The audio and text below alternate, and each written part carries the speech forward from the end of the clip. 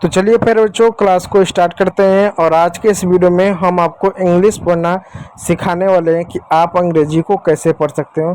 देखिए बच्चों, अंग्रेजी को पढ़ने के लिए एक चीज़ ज़्यादा ज़रूरी होता है कि सबसे पहले आप जो है मात्राओं को पढ़ो, क्योंकि जब तक आप मात्राओं को नहीं पढ़ोगे, मात्राओं की समझ नहीं होगी, तब तक आपको अंग्रेजी पढ़ने नहीं आएगी। बच्चे क्या करते हैं, अंग्रेजी को डायरेक्ट पढ़ने की कोशिश करते हैं। उनको लगता है जितना ज़्यादा शब्द को रटेंगे, रटने की कोशिश करेंगे, हमको अंग्रेजी पढ़ना आएगा। ऐसा बिल्कुल नहीं हो सकता। क्योंकि आप ज़रा सोचिएगा इस बात पर, आज तक आपको अंग्रेजी का कोई ऐसा शब्द मिला है जिसमें मात्रा ना हो? बिना मात्राओं के कोई शब्द नहीं बन सकता।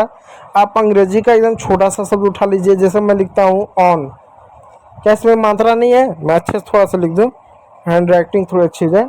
मैं लिखूँ ऑन, क्या इसमें मात्रा आपको दिखा? ओके दिखा जी हाँ। अगर मैं लिखूँ इन, तो क्या इसमें मात्रा दिखा? आई की मात्रा दिखा। अगर मैं लिखूँ वी, तो क्या इसमें कोई मात्रा दिखा? इसमें ई की मात्रा दिखा। तो कहना ये चाहूँगा, छोटा शब्द हो बड़ा शब्द हो, मात्राओं के बिना बन नहीं सकता। और बिना मात्राओं के समझ के, बिना मात्राओं को पढ़े, बिना उसके प्रोनाउंसिएशन के रूल को जाने आप अंग्रेजी कैसे पढ़ सकते हो? यही दिक्कत आती है कि आप अंग्रेजी को अच्छे से पढ़ नहीं पाते हो, बोल नहीं पाते, लिख नहीं पाते हो, क्योंकि मात्राओं की समझ नहीं है। तो पहले हम आपको मात्राओं की समझ देंगे, मात्राओं को पढ़ाएंगे, उसके बाद हम अंग्रेजी को आपको पढ़ाने वाले हैं। अब मात्रा पर इतने देर से हम बात कर रहे हैं, तो थोड़ा सा विस्तार से 2-4 मिनट बात कर लेते हैं, फिर आगे हम अंग्रेजी पढ़ने को स्टार्ट करते हैं। लेकिन उससे पहले एक रिक्वेस्ट है, चैनल पर ज़्यादा नहीं, सिर्फ एक लाइक कर दीजिएगा। नए हैं तो सब्सक्राइब जरूर कीजिएगा, क्योंकि जो नया ऑडियंस होता है, जब हमको सब्सक्राइब करते हैं, लाइक करते हैं, कमेंट करते हैं, तो हमको मोटिवेशन मिलता है कि और इस प्रकार के वीडियो बनाए जाएँ। ठीक है प्यारे बच्चों, तो देखिए अंग्रेजी में आपने 2 तरह की मात्रा बचपन में सुन रखा होगा। एक आपका 12 खड़ी क्या आता है, 12 खड़ी, 12 खड़ी। 12 खड़ी की मात्रा में क्या होता है? आपका मात्रा होता है अ का ए, आ का डबल ए, क का के, ख का के एच, इस तरह की मात्राएं होती हैं। ये मात्रा 12 खड़ी की मात्रा, इसमें पढ़ते हो का, की, कु, के, काय, छोटा हुआ, ये सब मतलब मात्रा आप पढ़ते हो। तो ये जो मात्रा होती है, इसका प्रयोग तब करते हैं जब हमको किसी का नाम अंग्रेजी में लिखना हो। आपका नाम कुछ होगा, आपके पड़ोसी का कुछ नाम होगा, आपके माता पिता, आपका भाई बंधु का कुछ नाम होगा, तो किसी का जब नाम लिखना है तो ये वाली मात्रा काम आती है। या हमको हिंदी वाली अंग्रेजी लिखना है, जैसे बच्चे पूछते हैं कि हमको ये वाला अंग्रेजी पाओ, तुम क्या कर रहे हो। अब बोलते हैं ये वाली जो अंग्रेजी अगर आपको ऐसा लिखना है तो 12 खड़ी की मात्रा काम आती है। लेकिन अगर अंग्रेजी के इस तरह के शब्द पढ़ना है, जैसे बट, लक, फन, कष्ट, कट, जस्ट, बन, इस तरह के जो अंग्रेजी के जो शब्द आते हैं, उनको अगर पढ़ना है तो इसके लिए कौन सी मात्रा काम आती है? आपका वाउल काम आता है। क्या होता है? वाउल। और अंग्रेजी में आपके 5 वाउल होते हैं, कौन कौन से? ए, ई, आई, ओ, यू। अब बहुत सारे बच्चों को जब मैं वाउल पढ़ाता हूँ तो वो सवाल उठाते हैं, क्या ये 5 मात्राओं से हम अंग्रेजी पढ़ लेंगे? हिंदी में तो पूरा 12 खड़ी की लंबा चौड़ा चार्ट होता है, इतनी सारी मात्रा होती है, क्या इसमें सिर्फ 5 मात्राओं से, जो 5 अलग अलग मात्राओं, इनसे अंग्रेजी पढ़ना सीख लेंगे? देखिए बच्चों, कहने के तो 5 छोटी छोटी अलग अलग मात्राएं हैं, लेकिन इनका उच्चारण 51 तरीके से किया जाता है। जो ए है, इसको 11 तरीके से उच्चारण किया जाता है। ए को अ, आ, ए, ऐ, औ, ऐसे कई सारे रूपों में इसको पढ़ा जाता है। लेकिन क्या है, बच्चों को ध्यान ही नहीं है, बच्चों को जानते ही नहीं है। तो इस बात को आज मैं बताऊंगा। दूसरी बात याद रखिएगा, ये जो मात्राएं होती हैं सिंगल में भी आते हैं, पेयर में भी आते हैं। जैसे मैं अगर लिखूं कार, अगर मैं लिखूं स्टार और लिखूं डेट, तो यहाँ देखो सी पर भी एक सिंगल मात्रा है, टी पर भी एक सिंगल मात्रा है, और यहाँ पर डी और टी दोनों पे एक एक एक सिंगल मात्रा है। लेकिन अगर मैं लिखूं चेयर, अगर मैं लिखूं रीड, अगर मैं लिखूं बॉयल, अगर मैं लिखूं यूरोप, अब जरा ध्यान दीजिएगा, यहाँ पर भी मात्रा है, लेकिन मात्राओं के पेयर है। यहाँ पर ए आई की मात्रा है, यहाँ पर ई ए की मात्रा है, यहाँ पर ओ आई है और यहाँ पर ई यू है। मात्रा तो 5 है, लेकिन ऐसे मात्राओं का पेयर बन के एक नया मात्रा बनता है इस तरीके से। और टोटल इस तरह से कितने पेयर होते हैं? टोटल अंग्रेजी में ऐसे 21 पेयर होते हैं मात्राओं के, जिनको वाउल ऑफ पेयर हम कहते हैं। तो मात्रा सिंगल में भी आ सकती है, पेयर में भी आ सकती है। इसलिए जब कभी भी अंग्रेजी के शब्द देखो, भारी भरकम शब्द, तो एक वक्त के लिए कल्पना करो क्या वो सिंगल हो सकता है कि पेयर हो सकता है। पेयर वालों को याद करो, क्या हमको पेयर में हमने पढ़ा था, ये पेयर में पढ़ा था, क्या सिंगल में पढ़ा था? तो ये आपको अंग्रेजी पढ़ने आएगी। तो आज के इस वीडियो में यू की मात्रा से क्लास को स्टार्ट करते हैं। तो चलिए स्टार्ट करते हैं।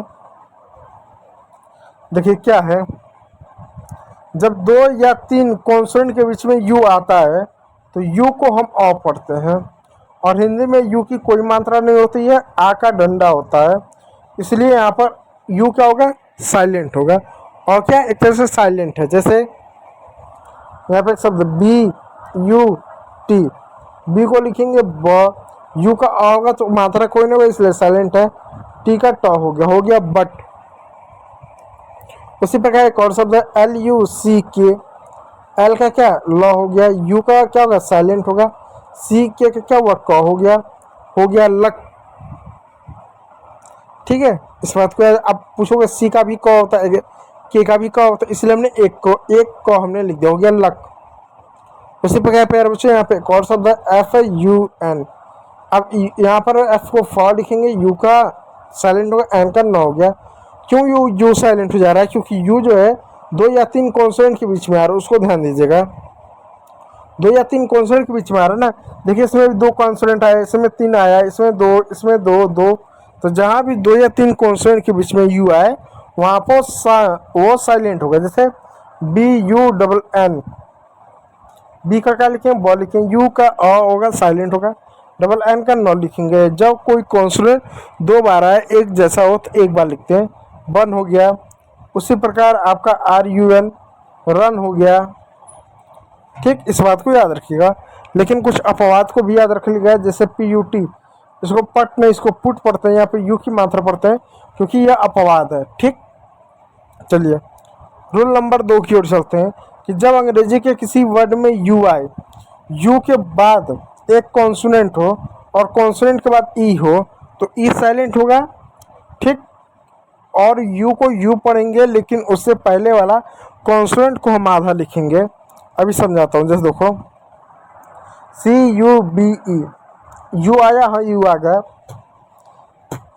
बी आया, हाँ बी आ गया, यानी कॉन्सोनेंट है, ई आया, ई आ गया।